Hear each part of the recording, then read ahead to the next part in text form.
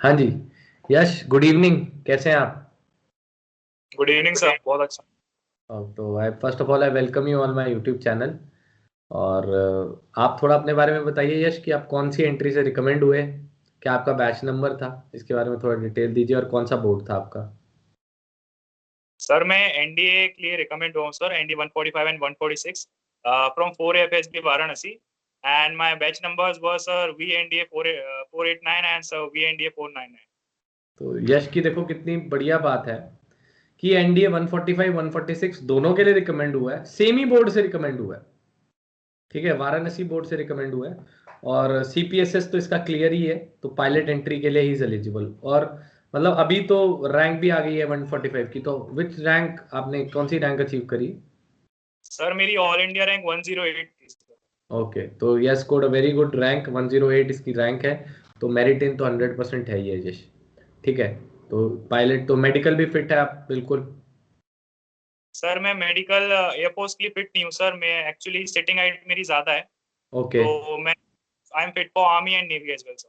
तो definitely army में shift हो जाएगा, सेकंड प्रेफरेंस आर्मी की है।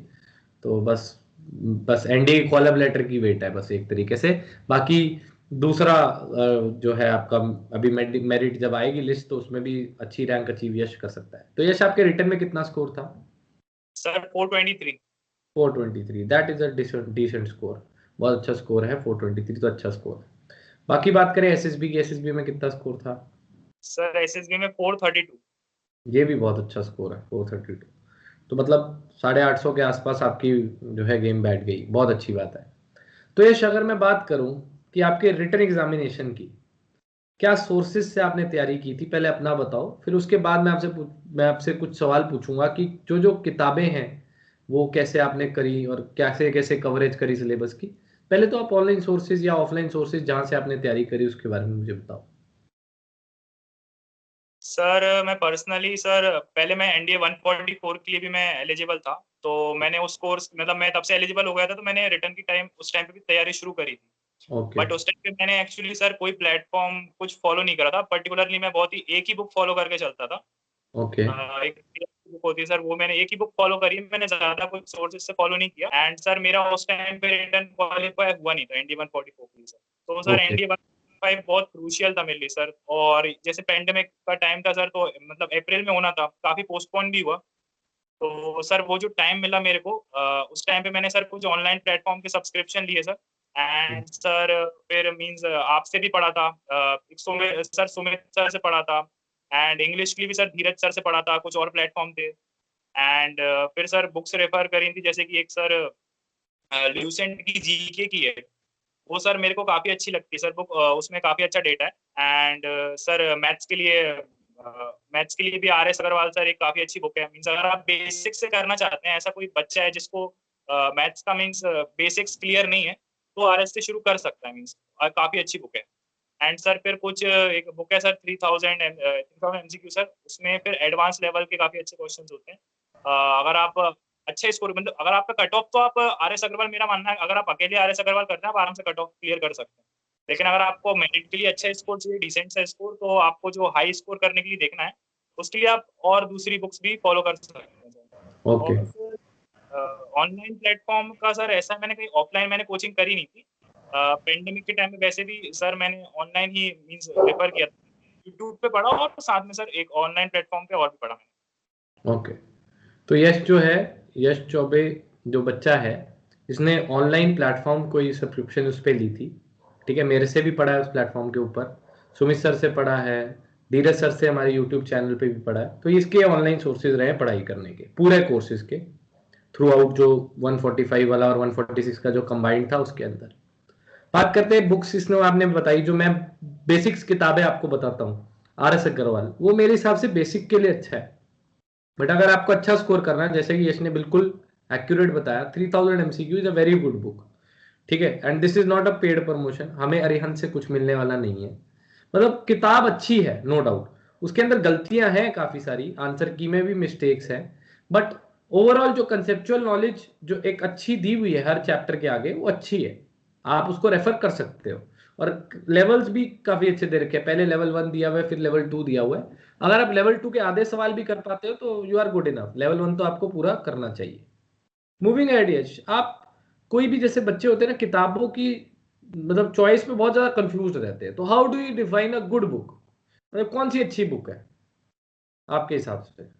सर मेरे लिए तो सर जिसमें कि मीन सर एनडीए के एग्जाम ऐसा है सर कि मतलब उसमें काफी टाइप ऑफ क्वेश्चंस रिपीट होते हैं हर साल sir. There is a variety of question sir जो हर साल रिपीट होते हैं, अगर same as it is question नहीं आएगा तो नंबर बदल के वैसे क्वेश्चन आता है। एंड मीन्स जैसे आर एस अग्रवाल है सर, उसमें तो है मीन्स एक तो अच्छी बुक के लिए सर यही है कि जो क्वेश्चंस आ रहे हैं एग्जाम से रेलेवेंट हो। अगर आप बहुत ज्यादा टफ क्वेश्चंस दे रहे हैं जो कि एग्जाम में पूछे नहीं जाने और उसके ऊपर आप टाइम वेस्ट कर रहे हैं तो सर वो यूजफुल नहीं है। इससे अच्छा आप वैसे लेवल के क्वेश्चन करिए जो आपको एग्जाम्स में हेल्प करें। तो सर मेरे लिए यही डेफिनेशन है। और एक बात सर ये कि जैसे कि काफी लोग ना अलग अलग बुक के पीछे जाते हैं कि थोड़े क्वेश्चन इस बुक से करेंगे, थोड़े क्वेश्चन किसी और बुक से करेंगे। सर वो मेरे हिसाब से कहीं भी बेनिफिशियल नहीं होता है, जबकि वो मीन्स उल्टा हिट करता है अपने को। इससे अच्छा सर किसी भी अच्छी बुक को एक सिलेक्ट करके उसी को पूरी तरह से कंप्लीट करना चाहिए, वो ज्यादा बेटर है सर। राइट राइट, बिल्कुल राइट। तो यश ने बिल्कुल ठीक बोला, एक ही किसी को बुक को 2-3 बार कर लो आप सॉल्व, तो ज्यादा अच्छा रिस्पॉन्स मिलेगा आपको, रेदर देन कि आप 10 बुक्स को एक ही बार करो। ठीक है ना? तो इससे बेटर है एक ही बुक को आप 10 बार कर लोगे तो अच्छा रिस्पॉन्स मिलेगा। अच्छा यश, आप मुझे एक बात बताओ, ऑनेस्टली बताना मुझे, एक बच्चा बिल्कुल रॉ है, उसको कुछ नहीं आता, ख्वाब देखा उसने एनडीए जाने का, उसको मैथ्स देखो, जीएटी तो मुझे ऐसा लगता है कि वो तो याद करने वाला क्राइमिंग पोर्शन है, फिजिक्स केमिस्ट्री बेसिक आती है 10th लेवल तक की, उसको मैक्सिमम 3-4 महीने में कर सकता है। जो मैथ्स है वो मेन है। मैथ्स को बच्चा कैसे टारगेट करे जिसको नहीं आता है, बेसिक भी कमजोर है?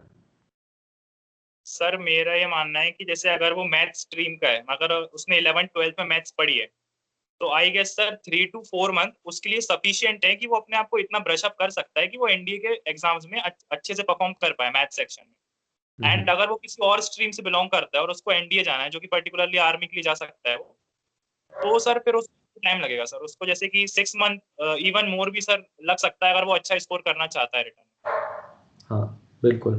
तो यहाँ पे मैं क्लियर कट देखो बच्चों आपको बात बता दूं, if you are from non maths background, minimum to minimum 7 to 8 months आपको नॉन मैथ्स बैकग्राउंड से लगेंगे, मिनिमम है ये, मिनिमम लगा के चलना। वो भी तब जब आप कोई अच्छे ऑफलाइन इंस्टीट्यूट का पार्ट होंगे, कंडीशंस अप्लाई। चाहे आप अपने घर के पास, जरूरी नहीं कि वो एनडीए की एकेडमी हो, आप +2 में या +1 में जो भी आपके घर के पास टीचर पढ़ाते हैं, आप 1 घंटा उनकी ट्यूशन क्लास लें। रीजन बिहाइंड कि आपने 11th 12th में मैथमेटिक्स ही नहीं पढ़ी है, आपका कुछ भला ऑनलाइन नहीं हो सकता, बिकॉज डाउट्स डाउट्स और डाउट्स ही आएंगे और कुछ भी नहीं होगा। जो बच्चा 11th 12th में मैथ पढ़ के आया है और जिसका कुछ ज्यादा अच्छा स्कोर नहीं है, यश मैं आप स्कोर की बात करूं, आपने 12th में मैथ्स में कितना स्कोर किया था? सर 89। 89, तो 89 इज अ गुड स्कोर। तो उसको मैथ्स आता था, तब उसको 4 to 5 मंथ्स लगे। अगर आपको मैथ्स में 60 नंबर है या 50 नंबर है, दैट मीन्स आपको मैथ्स आता ही नहीं है, आपका बहुत कंसेप्ट वीक है, आपको एनसीईआरटी नहीं आती, और आप एनडीए तक कैसे स्विच करोगे फिर आप? ठीक है, इसीलिए गड़बड़ होती है, मेन रीजन ही यही है। बच्चा ऑनलाइन पढ़ रहा है या कहीं ऑफलाइन भी पढ़ रहा है, उसको समझ में ही नहीं आएगा एनडीए का जब तक उसको एनसीईआरटी नहीं आती। ठीक है ना? तो लॉन्ग ड्यूरेशन वाले कोर्सेज की आपको जरूरत है। ठीक है, वो भी फिजिकल। जब तक आपके डाउट क्लियर नहीं होंगे, एक एडुकेटर पे बैठ के आप पढ़ोगे नहीं या होम ट्यूटर नहीं लगाओगे घर पे, आपका कोई भी बेनिफिट नहीं होने वाला है। मैं आपको क्लियर कट वो बात बता रहा हूं जो सच है। ठीक है, तो इसके अंदर आप ये समझो कि अगर आपके घर के पास कोई मिलता आदमी आपको जो आपको 11th 12th पढ़ा दे, कोई बड़े भैया हैं या कॉलेज में हैं जो आपको 11th 12th की गाइडेंस दे दे, एनसीईआरटी आपको सॉल्व करा दे आपके साथ बैठ के, well and good, then you should come on online, you should rely on online resources. उसके बाद का स्टेप है कि एनडीए के लिए पढ़ो, पहले तो 11th 12th का मैथ पढ़ो। ठीक है यश, आगे बात करते हैं। आप साइंस बैकग्राउंड से थे, ऑब्वियसली यस सर। एयरफोर्स के लिए हो। ठीक है, तो उसके बाद आगे बढ़ते हैं कि मतलब आपने जीएटी का पोर्शन कैसे कवर किया, क्योंकि साइंस के लिए तो हिस्ट्री पॉलिटी ज्योग्राफी मुसीबत है। ठीक है, तो कैसे कवर आप इसको कर सकते हैं? एक बच्चा कैसे कवर कर सकता है नॉर्मल जो घर बैठा है, किताब लेके आए, कौन सी किताब लेके आए, कैसे पढ़े, कितने घंटे पढ़े? सर जैसे कि जब मैं प्रिपेयर करता था, तो अगर सर मैं 6 आवर्स अगर मैं पढ़ रहा हूँ, तो सर जैसे कि मैं 2 to 3 आवर्स अराउंड मैथ्स को देता था, and almost half half divide करता था मैं मैथ्स और जीएटी के लिए। ओके। जीएटी फर्दर 2 पार्ट्स में डिवाइड कर सकते हैं, जैसे कि एक इंग्लिश हो गया और एक जो बाकी जीएस एंड साइंस का जो भी है उसमें सब आ जाता है। तो सर पहले इंग्लिश को अगर अपन टारगेट करें सर, तो इंग्लिश में मींस वोकैबुलरी के क्वेश्चंस आते हैं, सिनोनिम्स एंटोनिम्स आते बिल्कुल, हैं, एंड बहुत आते हैं। तो सर इंग्लिश में I guess sir 15 to 20 question ऐसे होते हैं जो कि कोई भी एक अच्छे इंग्लिश अगर किसी ने बच्चे ने पढ़ी है पहले से, पढ़ा हुआ तो इंग्लिश मीडियम टारगेट। तो निकाल लेता है, बिल्कुल। एंड वोकेबलरी का ऐसा है सर, वोकेबलरी भी ना एक डीस मींस एक पर्टिकुलर एरिया से ही आती है सर, रिपीटेड क्वेश्चंस होते हैं उसमें भी, कहीं तक कुछ क्वेश्चन होते हैं जो मतलब पीरियोडिकली रिपीट होते ही होते हैं। तो कुछ अच्छी बुक्स हैं, उनसे रेफर करा जा सकता है वोकेबलरी के लिए। एंड सर अगर आप इंग्लिश में वोकेबलरी कर लेते हैं, कॉम्प्रिहेंशन की आपको थोड़ी प्रैक्टिस चाहिए, तो कॉम्प्रिहेंशन भी अच्छे से हो जाता है। तो आई गेस सर इंग्लिश में 25 क्वेश्चंस टू इवन 30-35 तक भी पढ़ के इजीली टारगेट किया जा सकता है, बहुत टफ नहीं है वो करना for a science student. And sir फिर जो दूसरा सेक्शन होता है उसका पार्ट 2 होता है, उसमें सर जैसे कि करंट अफेयर्स होते हैं, जीएस होती है एंड साइंस होती है। तो अगर कोई साइंस स्ट्रीम वाला बच्चा है, तो उसको अपने फिजिक्स केमिस्ट्री तो एटलीस्ट, अगर वो मींस पीसीएम वाला है तो फिजिक्स केमिस्ट्री तो उसको अपने अच्छे से करनी है, क्योंकि बायोलॉजी का सर काफी बच्चे भूल जाते हैं, मींस 12th तक बिल्कुल। आते आते तो काफी उनकी भूल जाते हैं। तो बायोलॉजी अगर नहीं भी करते हैं तो मेरे हिसाब से सर इतना बड़ा इशू नहीं क्रिएट होता है, बायोलॉजी आप छोड़ भी सकते हैं कुछ क्वेश्चन, तो आप छोड़ भी दें तो कोई बहुत बड़ी दिक्कत नहीं है।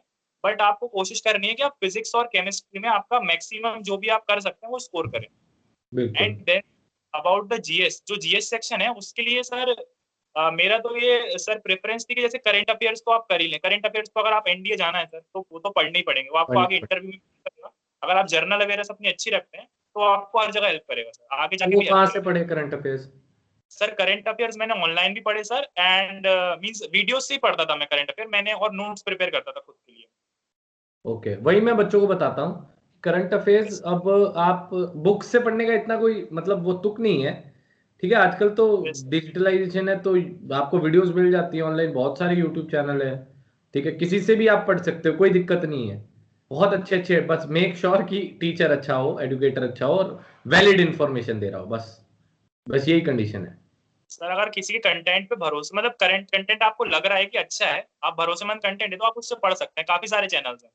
बिल्कुल। And current affairs is means एक थिंग है वो। एंड सर जैसे कि बाकी जो है, जैसे ज्योग्राफी हो गई, हिस्ट्री हो गई, तो सर उसमें भी मेरा ये मानना है, जैसे ज्योग्राफी है सर, उसमें एक करेंट्स का क्वेश्चन होता है सर, वो रिपीटेड होता है, वो पीरियोडिकली रिपीट होता ही होता है। तो ये आप अगर ऑब्जर्व करें ना कि क्या चीजें रिपीट हो रही हैं और आप उनको टारगेट करें, तो एटलीस्ट आप उन एरियाज में तो स्कोर कर ही सकते हैं। हिस्ट्री में भी, इवन ज्योग्राफी एंड पॉलिटी, कुछ पर्टिकुलर क्वेश्चन होते हैं जो पीरियोडिकली रिपीट होते ही होते हैं, हर साल होते हैं, मीन्स कुछ तो आ ही जाते हैं, कुछ थोड़ा बिल्कुल। बहुत चेंज होता है। अगर एक साल कुछ चीज पूछी जाती है तो उसकी दूसरी चीज अगले साल पूछी जाती है। तो बिल्कुल। ऐसे questions को आपको जरूर टारगेट करना है अगर आप एक मींस साइंस बैकग्राउंड से हैं। एंड सर अगर आप एक नॉन साइंस बैकग्राउंड से हैं, आपका आर्ट सब्जेक्ट है और आपके ये जीएस है वो आपका स्ट्रॉन्ग पार्ट है, तो आप 22 वर्षा साइंस के लिए कर सकते हैं। मींस आप साइंस के पर्टिकुलर क्वेश्चन जो रिपीट हो रहे हैं वो टारगेट करें, and history, geography and polity में आपको मैक्सिमम स्कोर करने के लिए टारगेट करना चाहिए। बिल्कुल। अच्छा, तो ये चीज़ें अच्छी बताई है यश ने, जो आप उसको फॉलो ज़रूर करना। करंट अफेयर्स तो आपको पूरे करने ही करने हैं, और रिपीटेड पैटर्न आप एनालाइज करके देखो। रिपीटेड पैटर्न आप एनालाइज करोगे तो आपको प्रीवियस ईयर क्वेश्चंस देखने पड़ेंगे जीएटी के, है ना? तो जीएटी के आप प्रीवियस ईयर क्वेश्चन जितने देख सकते हो आप देखो। बाकी इंग्लिश का थोड़ा सा सिस्टम रहता है वेरिएबल, इंग्लिश थोड़ी सी डिफरेंट रहता है, हर साल कुछ ना कुछ आता ही है। इधर कॉम्प्रिहेंशन नहीं आया था, ठीक है ना, 2020 में। अगर ऐसा हो सकता है 2021 में क्या ना आए, सिनोनिम एंटोनिम कहीं गायब कर दे, कुछ भरोसा नहीं है यूपीएससी का। ठीक है, तो आप उसी हिसाब से प्रिपेयर जरूर करना। बात करते हैं यश, एक मतलब आपने पेपर दिया, पेपर आपका, आपको पता तो लग गया होगा रिटर्न देने के बाद, आइडिया लग जाता है आंसर की के बाद कि मेरा पेपर तो है ये निकल जाएगा। एक आइडिया लगता है बच्चे को, डाउट तो रहता है बट आइडिया लगता है कि हो जाएगा, हो जाना चाहिए। उसके बाद से ही आपने एसएसबी की तैयारी स्टार्ट कर दी थी या कुछ टाइम बाद? सर एसएसबी का मैंने वैसे तो रिटर्न, जैसे मेरा मींस आंसर की मैंने मैच करी थी, तो मेरे को हो गया था एक आइडिया कि हाँ क्लियर हो मींस क्लियर हो जाएगा, तो मैंने वैसे तब से ही स्टार्ट कर दी थी। सर बट मैं एक चीज मेंशन करना चाहूंगा, जैसे कि मैं जब 144 के लिए मैं प्रिपेयर कर रहा था रिटर्न के लिए, तब मैं एसएसबी को लेके सर काफी एंशियस रहता था कि क्या प्रोसेस हो, मतलब तभी से था मेरे को एसएसबी का। एंड इवन मैं सर प्रैक्टिस भी कर लेता था कभी कभी। मैं मीन जैसे टैट की होती है तो मैं कभी कभी कर लेता, बट सर उस टाइम पे मैंने ये गलती करी कि सर जब तक रिटर्न निकलेगा नहीं, जब तक मेरे को एसएसबी मिलेगी नहीं, वो किसी काम की नहीं है सर, वो चीज काम की नहीं प्रैक्टिस है, बिल्कुल बिल्कुल बिल्कुल। रिटर्न होना चाहिए। तो मेरा 145 वन मीन्स अभी जब ये जो सितंबर वाला था, उसमें मेरा ये था कि जब तक मेरा रिटर्न का मैं श्योर नहीं हूँ कि मेरा क्लियर हो रहा है, तब तक मैं फोकस नहीं करूंगा कि आगे एसएसबी में क्या होना है। और सर मेडिकल्स तो सोचने नहीं है सर, क्योंकि वो तो अपने हाथ में नहीं है सर। वही तो चीजें मीन मैं बार बार बोलता हूँ बच्चों को, मेडिकल तो सोचना चाहिए ही नहीं अभी। सर, तो जब तक रिटर्न नहीं निकल जाए सर, तब तक तो मेरे हिसाब से सर इंटरव्यू को भी आप ज्यादा वो लेके ना चलें, स्ट्रेस ना लें उसका। एंड आप रिटर्न पे फोकस करें, जैसे आपका रिटर्न क्लियर होता है टाइम वेस्ट नहीं करना चाहिए, फिर आपको इंटरव्यू की तैयारी शुरू कर देनी चाहिए। बिल्कुल बिल्कुल। तो उसके बाद यश, एसएसबी की तैयारी करी कैसे आपने, थोड़ा सा बताओ। फर्स्ट सर स्टेप क्या किया? सर फर्स्ट स्टेप तो यही होता है सर कि प्रोसेस पता करना सर। एंड सर वो मैंने मींस जैसे कि मैंने बताया सर, मैं 144 के टाइम से था, तो मैं प्रोसेस तो मेरे को एक आइडिया था ही सर कि क्या प्रोसेस होता है। एएफएसबी का सर थोड़ा सा अलग प्रोसेस सुना था कि होता है, कुछ खास अलग होता नहीं है, सेम ही होता है ऑलमोस्ट। एंड सर इसके बाद फिर सर मैंने एक ऑफलाइन कोचिंग भी करी थी। एंड सर फिर आके खुद पे जैसे कि नॉलेज पे अपनी काम करना, एंड टॉपिक्स जैसे कि जीएस के, मतलब GS means world affairs and means जो आप पढ़ सकते हैं दुनिया में क्या चल रहा है, उस पे अपनी नॉलेज पे ही काम करा सर, उस पे ही ज्यादा फोकस था। तो आपको करंट अफेयर्स के क्वेश्चन पूछे थे पीआई में? हाँ सर पूछे। पूछे थे? बहुत अच्छी बात है, वैसे बहुत रेयरली होता है फर्स्ट अटेम्प्ट। आपका फर्स्ट अटेम्प्ट था एसएसबी का? सेकंड था मेरा। अच्छा, पहले आप conference out, screen out? Second out था सर, कपूरथला सर, 31 एसएसबी। कौन सा, कौन सी एंट्री से? टीएस टीएस से? 40। टीएस 44 से। तो देखा, टीएस और एनडीए में यही फर्क है ऑलवेज से, कि भैया टीएस में बच्चा स्क्रीन आउट हो जाता है, एनडीए में रिकमेंड हो जाता है। क्योंकि टीएस में थोड़ा सा भेड़ चाल हो जाता है ज्यादा ना, क्राउड बहुत ज्यादा हो जाता है, 300 350 400 बच्चों की रिपोर्टिंग। कितनी रिपोर्टिंग थी टीएस में? इतनी? सर टाइम पे तो मींस कंपैरेटिवली कम ही थी, 217 थी सर। बट सर वहां मुझे समझ में आ गया था मैंने कौन सी गलतियां करी है, मैं उनको मींस पॉइंट आउट कर पा रहा था कि मैं यहाँ गलत गया हूँ, इस वजह से मैं स्क्रीन आउट हुआ हूँ। तो और सर इसमें उसमें को एएफएसबी में कितनी रिपोर्टिंग होगी आपकी? सर एनडीए 145 की जब मैं गया था तब 191 थी सर रिपोर्टिंग। ओके, काफी अच्छी रिपोर्टिंग। स्क्रीनिंग कितने? 59 59 सर। काफी अच्छी रेशो है स्क्रीनिंग की। एएफएसबी की हमेशा स्क्रीनिंग रेशो अच्छी रही है शुरू से। और 146 की? 146 में रिपोर्टिंग कम थी, 146 ही रिपोर्ट किए थे। And out of them sir 61 were screened in sir. अच्छी रेशो है, तो 40% के आसपास रेशो जो है वो आ गई आपकी। 146 के उसमें जब स्क्रीनिंग में एक थोड़ी स्ट्रेंज चीज ये हुई थी सर, जैसे कि उसमें रिकमेंडेड काफी कैंडिडेट्स रिपोर्ट किए थे sir. Around 11 recommended candidates reported sir, 11 recommended candidate report किए। तो okay, all sir right. Group बन रहे थे तो थोड़ा सा मीन्स हो गया था सर, थोड़ा सा एंजाइटी हो गई थी कि क्या मतलब इतने सारे रिकमेंडेड कैंडिडेट्स हैं, थोड़ा सा था। बट फिर ठीक था सर, उसमें से 6 स्क्रीन आउट हो गए थे, 5 रिकमेंडेड कैंडिडेट ही स्क्रीन इन हो गए थे। ओके, तो ऐसा हो जाता है टाइम्स कि आप जितना कौन सी एसएसबी में आप अच्छा परफॉर्म करोगे, फिर इन हो जाओगे, जिसमें अच्छा नहीं परफॉर्म करोगे, फेयर डिसीजन है, स्क्रीन आउट कर देते हैं।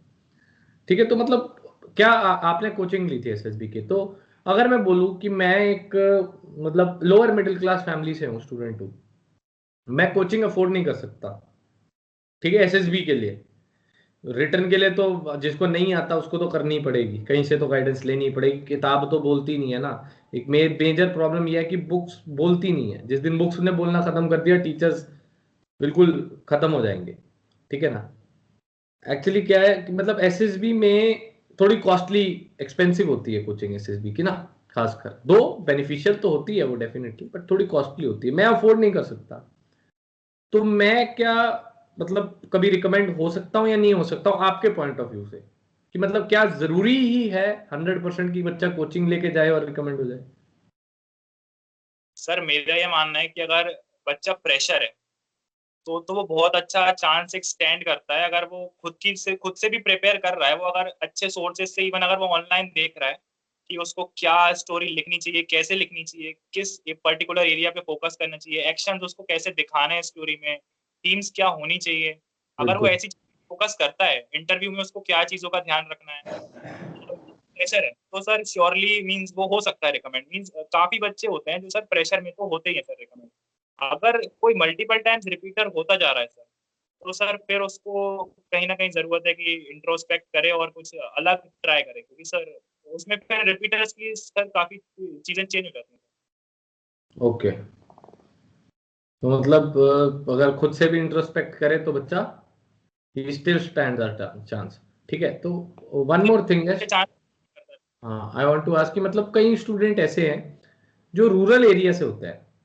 अभी भी ये वीडियो कहीं देख रहे होंगे जो बहुत रूरल एरिया से है। कई मेरे कुछ ऐसे स्टूडेंट भी है, यू वोंट इवन बिलीव, कि लाइव क्लास लेने के लिए वो 10-10 15-15 किलोमीटर दूर जाते हैं साइकिल पे। बच्चे गांव से बाहर निकल के देखने जाते हैं। तो उधर थोड़ा कम्युनिकेशन स्किल्स का एक फैक्टर रहता है, because they belong to Hindi medium schools, और उधर मतलब इतनी अच्छी नॉलेज भी इम्पैक्ट नहीं होती है, और आप बोलो कि कम्युनिकेशन स्किल्स भी बच्चे की वीक रहती है, कॉन्फिडेंस लेवल भी इंग्लिश बोलने में थोड़ा सा कम रहता है।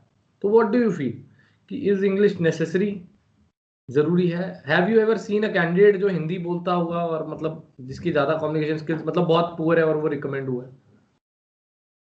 सर मेरा तो ये मानना है सर, कम्युनिकेशन स्किल्स और लैंग्वेज सर ये दोनों अलग ही चीजें हैं सर। आप हम्म। हिंदी बोल सकते हैं, आपकी कम्युनिकेशन स्किल तब भी अच्छी हो सकती है। जैसे कि आप हिंदी में भी कॉन्फिडेंटली बोलते हैं अगर, तो वो आपको पॉजिटिवली इफेक्ट करता है। सर मैंने काफी ऐसे कैंडिडेट्स देखे हैं सर, मीन्स जो उनकी इंग्लिश बहुत अच्छी नहीं होगी, मीन्स हिंदी में कम्युनिकेट करते हैं, बट उनको इंग्लिश का एक फेयर आइडिया होता है कि कैसे कम्युनिकेट करना है, क्या मीनिंग है, सामने वाला क्या बोलना चाह रहा है, वो समझ सकते हैं और थोड़ा बहुत बेसिक अगर बोल सकते हैं सर, तो कोई बहुत प्रॉब्लम क्रिएट होती नहीं है। एंड सर अगर प्रेशर है तो मीन्स वो इजीली कर सकते हैं। मीन्स उनको नरेशन में भी अगर थोड़ी बहुत प्रॉब्लम होती है तो कोई बड़ा इशू नहीं है, बट अगर रिपीटर है और over a period of time भी वो इम्प्रूव नहीं कर सकते, नहीं करते हैं, कि अगर अगर उनको चांस मिला हुआ है उसके बाद भी वो इम्प्रूव नहीं कर रहे हैं, वो सेम गलती बार बार कर रहे हैं, फिर भी उनकी इंग्लिश अच्छी नहीं है, तो सर वो प्रॉब्लम क्रिएट करेगा मेरे को। ओके, तो मतलब जिसको आप बोलो इंग्लिश इतनी नहीं अच्छी है, फ्लुएंसी इतनी अच्छी नहीं है, वो भी बच्चा रिकमेंड हो सकता है, स्टैंड अ चांस। ठीक है, तो बिल्कुल ट्रू है। मतलब आपको इतनी आनी चाहिए कि समझ में आ रहा है, इतनी तो आई गेस सबको आती होती है कि मतलब क्वेश्चन पेपर भी तो रीड करते ही हैं, कि समझ में आ रहा है क्या है। ठीक है, दूसरी बात, बच्चे अगर आप बिल्कुल मतलब इंग्लिश पढ़ते ही नहीं हो, पढ़ी ही नहीं है जिंदगी के अंदर कभी, तो आई वोंट सजेस्ट कि आप एनडीए के लिए जाएं। इट्स बेटर कि आप ग्रुप एक्स के लिए प्रिपेयर करें, और या फिर कंडीशंस अप्लाई, आप अपनी इंग्लिश को इंप्रूव करें। मतलब अगर आप क्वेश्चंस भी इंग्लिश में रीड नहीं कर पा रहे हैं, तो ये बात ट्रू है बच्चे, क्योंकि आपको एसएसबी के अंदर स्टोरीज भी हिंदी में नहीं लिखने को कही जाएगी। आपकी स्टोरीज पढ़ेंगे नहीं अगर आपने हिंदी में लिखी है, तो उसको अंग्रेजी में ही लिखना पड़ेगा। ठीक है, जितनी में नरेशन है वो भी अंग्रेजी में करनी पड़ेगी, चाहे वो लेक्चरेट हो। वैसे एएफएसबी में तो लेक्चरेट आई गेस हुआ था आपका, होता नहीं है एएफएसबी में सर लेक्चरेट? सर की नहीं होता, बट मेरा तो सर दोनों बार आपका हुआ था देहरादून जीओआर में? नहीं हुई, जीओआर नहीं हुई थी कोविड की वजह से आई गेस, दोनों टाइम 145 में 146 में भी, बट लेक्चरेट हुआ था। एएफएसबी देहरादून में नहीं होता मेरे ख्याल, इसमें शायद करते हो, एक एक टास्क काट देते हैं, कोई ना कोई तो काटते ही हैं। तो ग्रुप स्नेक रेस काट दी ना आपकी, ग्रुप ग्रुप ऑब्स्टिकल रेस वो काट दी होगी कोविड की वजह से। ठीक है, अच्छी रेस होती है यार वो तो, पर होनी चाहिए थी। चलो सर कोई मेरा बात नहीं, आगे बात। हाँ, आगे बात करते हैं यार। एक मतलब लेक्चरेट पे मैं बात कर रहा था, तो लेक्चरेट की प्रिपरेशन आपने कैसे करी? वहां तो बोलना पड़ता है, तो बच्चों का थोड़ा सा ना बोलने में प्रॉब्लम होती है, तो वो कैसे आप एक बच्चा इसको हैंडल कर सकता है? सर लेक्चरेट में वैसे देखा जाए तो सर 4 टॉपिक्स दिए जाते हैं सर। उसमें से एक जो लास्ट का टॉपिक होता है, वो तो ऐसा टॉपिक होता है सर, उसके बारे में तो कोई भी मीन्स पर्सनल टॉपिक ही होता है, आप खुद के बारे में ही आपको बोलना है उसमें, या आपके फ्रेंड्स या नियर बाय जो भी है बिल्कुल उसमें बिल्कुल ही कुछ होता बिल्कुल। है, कोई भी बोल सकता है उसको। एंड सर ऊपर के जो 3 टॉपिक्स होते हैं, मीन्स उनमें से एक थोड़ा हाई लेवल होगा, उसके लिए आप अगर रेगुलरली न्यूज़पेपर पढ़ते हैं या न्यूज़ देखते हैं, या इवन यूट्यूब पे आप बहुत सारी चीजें अगर उधर आप देखते हैं, आपको पता है इंटरनेशनली क्या चल रहा है, क्या अफेयर्स हो मीन्स क्या हो रहे हैं, कौन सी डील्स हो रही हैं, और क्या ऑल ओवर चल रहा है, अगर आप वो पढ़ते हैं तो आप कहीं ना कहीं आपके पास कंटेंट होगा ऊपर के 3 टॉपिक्स में भी बोलने के लिए। एंड सर कंटेंट आपके पास इतना सफिशिएंट होना चाहिए कि अगर आपके पास 10 पॉइंट है, आपके पास ब्रॉड एक आउटलाइन है आपके पास कि आपको डिजाइन करना है कि पहले तो मैं इंट्रो कर दूंगा, फिर मैं ये कंटेंट बोल दूंगा, इसका इसका प्रोज बता दूंगा, कॉन्स बता दूंगा, और एंड में इसको कंक्लूड कर दूंगा। और इनमें भी आपके पास काफी पॉइंट्स होने चाहिए, जैसे कि अगर आपको एक पर्टिकुलर टॉपिक पे बोलना है, आपके पास उसके बोलने के लिए आपके पास टाइम 3 मिनट है। अगर आपको 10 पॉइंट पता है उस चीज के बारे में, तो आप वहां पर, आपको जरूरी नहीं है 10 के 10 याद आ जाए, वहां पे आपको 3 4 ही 5 ही याद आते हैं। बिल्कुल तो बिल्कुल। आपके पास सफिशिएंट कंटेंट होना चाहिए कि आप भूल भी जाओ उसके बाद भी आपके पास इतना रहे बोलने के लिए कि आप 3 आसानी से बोल सको। बिल्कुल। तो यहाँ पे मैं बताना चाहूंगा बच्चे, जो लेक्चरेट की बात कर रहे हैं हम लोग, उसके अंदर आपको 4 तरीके के टॉपिक दिए जाते हैं। एक होता है आपका सोशल और करंट अफेयर्स से रिलेटेड टॉपिक, ठीक है, सोशल अवेयरनेस से, जैसे वुमेन एम्पावरमेंट हो गया, फीमेल फर्टिसाइड हो गया, चाइल्ड लेबर हो गया, अनएजुकेशन हो गया, लैक ऑफ जॉब अपॉर्चुनिटीज हो गया, ठीक है, ये सब चीजें हैं, सोशल और करंट इश्यूज है। ठीक है, दूसरा होता है आपका इंटरनेट से रिलेटेड या टेक्नोलॉजी से रिलेटेड, इंटरनेट हो गया, मोबाइल फोन हो गया, iOS वर्सेस एंड्रॉयड हो गया, ऑनलाइन शॉपिंग पोर्टल्स हो गए, ये सब चीजें होती है। ठीक है, तीसरा जो होता है आपका वो स्पोर्ट्स वगैरह से रिलेटेड हो जाता है, या फिर करंट अफेयर्स में जो चीजें चल रही है वो हो जाता है। ठीक है, या फिर साइंस से रिलेटेड, जैसे इसरो हो गया, नासा हो गया, IPL हो गया, ISL हो गया, कबड्डी लीग, ये वो, मतलब ये सारी चीजें आ जाती है, क्रिकेट टूर्नामेंट, ICC, ये सब चीजें आ जाती है। और फोर्थ वाला जो होता है ना, लास्ट पॉइंट जो होता है, वो आपके आपसे रिलेटेड होता है, कि मतलब माय फेवरेट हॉबीज क्या क्या हैं, मेरी रिसेंट ट्रिप क्या है, मेरे फ्रेंड्स के बारे में क्या है, ये सब चीजें आपसे रिलेटेड वाली होती हैं। तो आपको चूज करना था अकॉर्डिंगली। तो आपका लेक्चर का टॉपिक क्या था यश? सर मेरा 145 में था सर, इंडियन स्पेस प्रोग्राम, वो सबसे ऊपर वाली टॉपिक था। हाँ, ये एंड साइंस का आ गया ना। हाँ सर, 146 में था सर मेरा वेस्टर्न कल्चर। वेस्टर्न कल्चर, ये आ गया सोशल इश्यूज में। तो 4 ही तरीके के टॉपिक आते हैं जो मैंने आपको बताया, इससे बाहर नहीं आएगा कुछ भी। किताब मैं बता दूं कहाँ से टॉपिक आते हैं, ये भी मैं आपको बता देता हूँ। प्रोबेबल एसे बाय RS ढिल्लो बुक आती है रेड कलर की, ठीक है। तो RS ढिल्लो जो है एडिटर इन चीफ है हिंदुस्तान टाइम्स न्यूज़पेपर के। अब वो बुक मार्केट से बाय कर सकते हैं, अगर आपको ये दोनों टॉपिक्स मिल जाएंगे आपको वहीं पे, ठीक है। अभी मेरे पास सामने किताब नहीं पड़ी हुई, वो दूसरे वाले रूम में है, मतलब मैं इंटरव्यू में दिखा भी देता स्टूडेंट्स को। तो आप Amazon पे सर्च कर सकते हैं, रेड कलर की बुक होगी, रेड कलर वाली होगी, जिसमें ज्यादा आर्टिकल्स होंगे, मेरे ख्याल 250 प्लस आर्टिकल्स है। एक में होती है ब्लैक वाली, वो 150 प्लस वाली है। एक 250 प्लस आर्टिकल्स की बुक है, तो उसमें वो प्रोबेबल ऐसे बाय RS ढिल्लो होंगे, काफी सारे टॉपिक्स है, और वही टॉपिक्स है जो SSB के अंदर मोस्ट प्रोबेबली आते हैं उनके। ये वेस्टर्न कल्चर उसी के अंदर है, ठीक है। और ये वाला टॉपिक भी आपका जो इसरो है और स्पेस सर्च रिसर्च प्रोग्राम्स हैं जितने भी, ठीक है, मंगलयान वगैरह, ये भी सारी डिटेल वहां पे मिली हुई है। ठीक है, तो ये आप अच्छे से प्रिपेयर करें साइंस वाला पोर्शन, इससे डेफिनेटली सवाल आता ही आता है। ठीक है, और एक स्पोर्ट्स वाला भी प्रिपेयर कर ले, IPL ISL कबड्डी लीग, इन पे भी सवाल वो जो है आपका टॉपिक आता ही आता है। और यश, मतलब कॉन्फ्रेंस आपकी कितनी देर चली होगी? सर मैं आई गेस 2 मिनट्स बाहर बैठा था और 30 सेकेंड अंदर होंगे। बस कॉन्फ्रेंस तो मतलब क्लियर कट आपका सिलेक्शन था, ठीक है। तो GTO और आपने कैसे प्रिपेयर किया था? सर GTO मैंने कोचिंग करी थी, अच्छा। तो मेरे को GDs में कैसे मींस करना है, एक मींस प्रैक्टिस मेरे लिए उसमें यही सर एक फायदा हुआ कि मैंने प्रैक्टिस की, मेरे पास एक मॉक एक्सपीरियंस था मेरे पास कि मैंने कैसे करा हुआ है, कैसे करना है मुझे वहां पे, उसके लिए मेरे पास एक अंडरस्टूड। Mock experience. तो बिल्कुल मैंने उसको ही यूज करा आगे चल के कि मैं को कैसे GDs में एंड बाकी प्रैक्टिकल टास्क में परफॉर्म करना है। बिल्कुल। तो एक एक प्रैक्टिकल आइडिया आपको होना जरूरी है, ये होना जरूर, चाहे आप ऑनलाइन देखें चाहे आप ऑफलाइन करके देखें, मतलब होना जरूरी है, गाइडेंस मिलनी जरूरी है किसी भी तरीके बच्चे को। बिल्कुल। ठीक है यश, या लास्ट में जाते जाते क्या राय देने जाओगे स्टूडेंट्स को आप, कि मतलब फाइनल फंडा क्या है सिलेक्शन का, रिटन और SSB, एक एक करके, रिटन में क्या करें, SSB में क्या करें, एक वन वन लाइन में। सर यही है कि सर टिके रहना है सर, जब तक होता नहीं है तब तक छोड़ना नहीं है, मेहनत करते रहना है सर। और SSB, ये तो रिटन का हो गया, SSB का। सर SSB के लिए सर मींस आप पहली बार जा रहे हैं ना सर, तो मींस ये है कि आप लेके जाएंगे मेडल्स, ये है सर, क्योंकि पहला चांस सर सही में गोल्डन अटेम्प्ट होता है सर, मैंने देखा है। बिल्कुल। पहले अटेम्प्ट आप सही से कर जाएं सर तो बहुत अच्छे चांस है कि आप रिकमेंड हो जाएंगे।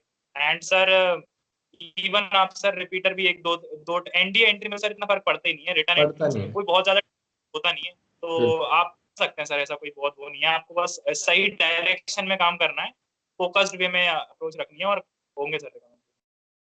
चलो ठीक है यश, थैंक यू सो मच, काफ़ी मुझे लगता है अच्छा एक्सपीरियंस स्टूडेंट को मिला होगा। ठीक है, तो all the best for your career head, thank you and जय हिंद। जय हिंद सर।